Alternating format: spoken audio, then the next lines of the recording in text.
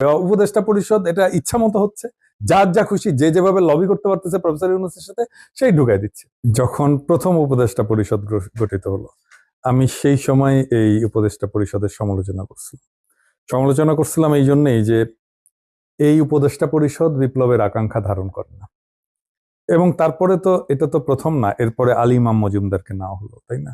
তারপরে এই বসির সাহেবকে নেওয়া হলো, ফারুকীকে নেওয়া হলো। এখন মুশকিলটা হচ্ছে যে এই উপদেষ্টা পরিষদ গুলো যে গঠিত হচ্ছে, উপদেষ্টা যে নেওয়া হচ্ছে, এটা কি কোন ক্রাইটেরিয়াতে নেওয়া হচ্ছে? কোনো ক্রাইটেরিয়া নেই। আমি আজকে দেখলাম ডয়চে ভেলেতে হান্নান ছাত্র সমন্বয়ক, সে বলছে যে প্রফেসর ইউনূসের সাথে আমাদের একটা আন্ডারস্ট্যান্ডিং ছিল মৌখিক, যে উনি উপদেষ্টা সিলেক্ট করবেন। তাহলে তো এই উপদেষ্টা পরিষদ সিলেক্ট করার দায়িত্ব প্রফেসর ইউনূসের, তাই না? এখন ধরেন, মানে আমরা একটা বিপ্লবের পরে উপদেষ্টা হিসাবে কাদেরকে চাই, কয়েকটা ক্রাইটেরিয়া সেট করা যেত এবং এটা ন্যাশনালি সবাই এটা গ্রহণ করতো। নাম্বার ওয়ান, যেমন ধরেন তাকে তাকে বিপ্লবের স্টেক হোল্ডার হতে হবে, তার মানে তার বিপ্লবী কর্মকাণ্ডে অংশগ্রহণ থাকতে হবে এবং এই অংশগ্রহণটা এমন পর্যায়ের হতে হবে যে এই বিপ্লব যদি ব্যর্থ হতো তাহলে তার ফাঁসি হয়ে যেত অথবা তাকে জেলে যেতে হতো।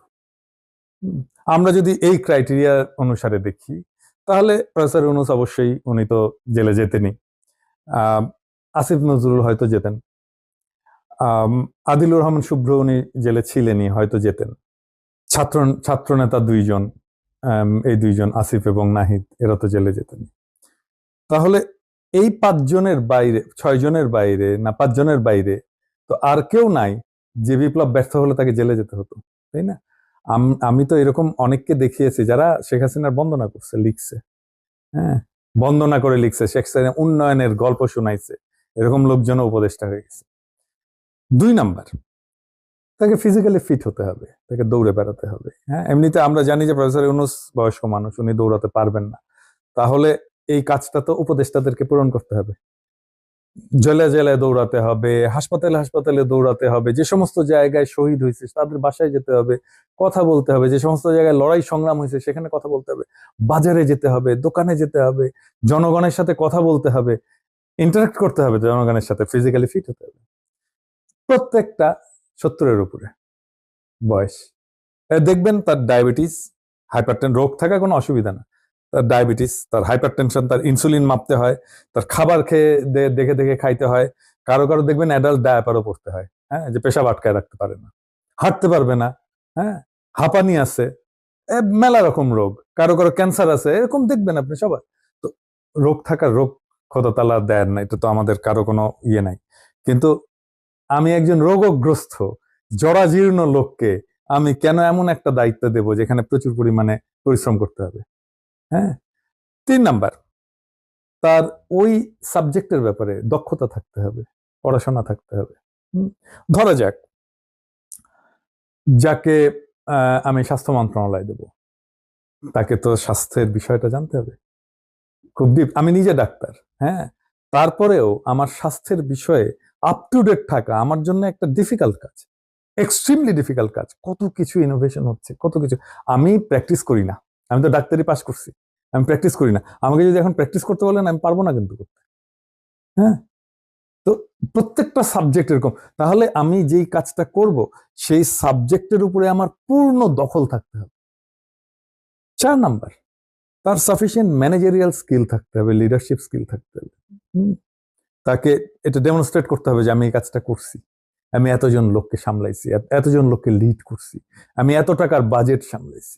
সো এই কাজটা আমি এই জায়গায় লিডারশিপ, আমি কোয়ালিটি আমি ডেমনস্ট্রেট করছি। এই জিনিসগুলো তো কোথাও নাই, হ্যাঁ। আর আরেকটা জিনিস হচ্ছে যে ইউজুয়ালি যারা বড় অর্গানাইজেশনে কাজ করে, বিগ অর্গানাইজেশনে যারা কাজ করে, তাদের একটা ক্যাপাসিটি ডেভেলপ করে। আপনি খুঁজে দেখেন কে কয়টা বড় অর্গানাইজেশনে কাজ করছে, হ্যাঁ। খুঁজে খুঁজে এনজিও, আমি একটা খুব সমালোচনাই করতে চাই প্রফেসর ইউনূসের। প্রফেসর ইউনূসের স্ত্রীর একজন ডাক্তার আছেন, ডাক্তার বিধান, উনাকে এনে উপদেষ্টা বানাই দিচ্ছেন প্রফেসর ইউনূস, এটা পুরস্কার, হ্যাঁ। তারপরে ধরেন এই যে বশির সাহেব, উনি আর ওনার ভাই মিলে বাংলাদেশের এই পাটের যে ব্যবসা, এই ব্যবসার 60% বেশি এই দুইজন মিলে ইয়ে করেন, ব্যবসা করেন। এবং ওনাকে পাট মন্ত্রণালয়ের দায়িত্ব দেওয়া হলো। কনফ্লিক্ট অফ ইন্টারেস্ট বলে তো একটা জিনিস আছে। সো এটা তো উনি করতে পারেন না, এমনিতেই করতে পারেন না। এই দেশে হলে, ইউরোপে হলে, পাটের ব্যবসা আছে, ওকে পাট মন্ত্রণালয় জিন্দেগিতে দিত না। এটা নিয়ে আর কি বলবো, উপদেষ্টা পরিষদ এটা ইচ্ছা মতো হচ্ছে, যার যা খুশি, যে যেভাবে লবি করতে পারতেছে প্রফেসর ইউনূসের সাথে, সেই ঢুকাই দিচ্ছে। যে লবি করতে পারতেছে, দেখাইতে পারতেছে, সেই ঢুকাই দিচ্ছে। যার কানেকশন আছে সেই ঢুকাই দিচ্ছে। আর কি বলবো, মানে উপদেষ্টা পরিষদ এইটা একটা সার্কাস হয়ে গেছে আর কি। আর কাজ পারে না তো, কেউ কাজ পারে না। কাজ যে পারে না এইটা তো আমরা দেখতে পাচ্ছি, তাই না? কারো কোনো ভিজিবল কোনো রেজাল্ট নাই। হ্যাঁ, জিনিসপত্রের দাম বাড়তেছে, এই হচ্ছে যে কোনো রেজাল্ট নাই। সব জায়গায় বিক্ষোভ, মানুষ বিক্ষুব্ধ। এই যে বাচ্চারা দেখেন আজকে করলো, আজকে বাচ্চারা তাদের চিকিৎসার জন্য স্বাস্থ্য উপদেষ্টার গাড়ির সামনে বসে পড়ছিল।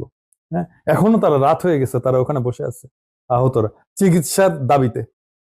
এই একটা সরকারের কাছে কত হসপিটাল, কত ডাক্তার, কত রিসোর্স, হ্যাঁ, কত ফান্ড, মানে একটা স্বাস্থ্য মন্ত্রণালয়ের বাজেট কত, আর এই কয়েকটা বাচ্চা ছেলে আহত হয়েছে, আন্দোলনে আহত হয়েছে, আর অন্য কোনো কাজে তো না। এবং সরকারের একটা কমিটমেন্ট আছে, আমরা তাদের চিকিৎসার ব্যবস্থা করব, তারপরেও করতে পারতেছে না। তো এর চেয়ে ইনকম্পিটেন্স আর কিসে হচ্ছে?